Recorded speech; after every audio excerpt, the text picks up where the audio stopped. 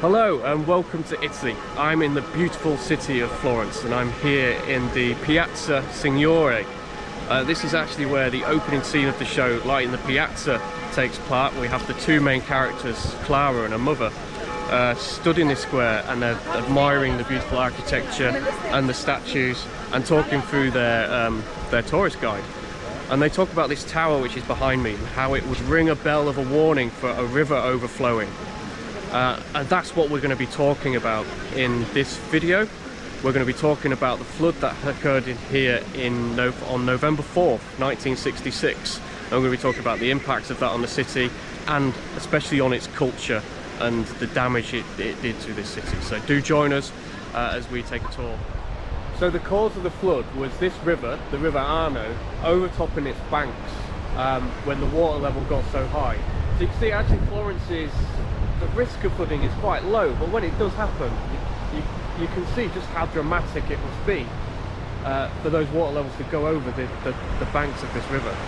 So all that water came from the Apennine mountains behind me, you can just see them there, and because of the topography that kind of funnels all that water down here, which causes the water level to rise. So I'm in San Remigio. Behind me on this building there is a flood mark. It's about 3 or 4 meters up, so it just shows how deep that water got.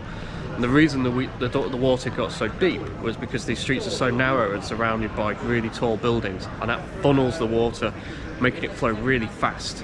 So this flood was really damaging because of that. So these tight, narrow streets really push the water together, forcing it high up. And you can see from the flood mark right up on this building here by the window that the water level reached the first floor of a lot of these buildings. So the 1966 floods in Florence were described as the worst flooding here since 1557. And you can actually see the difference between the two events on this wall behind me, where there's 2 flood marks. The lower one, the longer one, that marks the height of the 1557 flood here. The taller one, about 70-80 centimeters higher, that's from the 1966 flood. So behind me there's actually 3 flood marks on this wall. So if you look just above the bike, there's one. The lowest one is from 1547. Just above that one is from 1844, and if you look right up at the window on the first floor, that's the 1966 one. So you can just see how much bigger that flood was compared to the others. So behind me here on the banks of the River Arno is the National Central Library.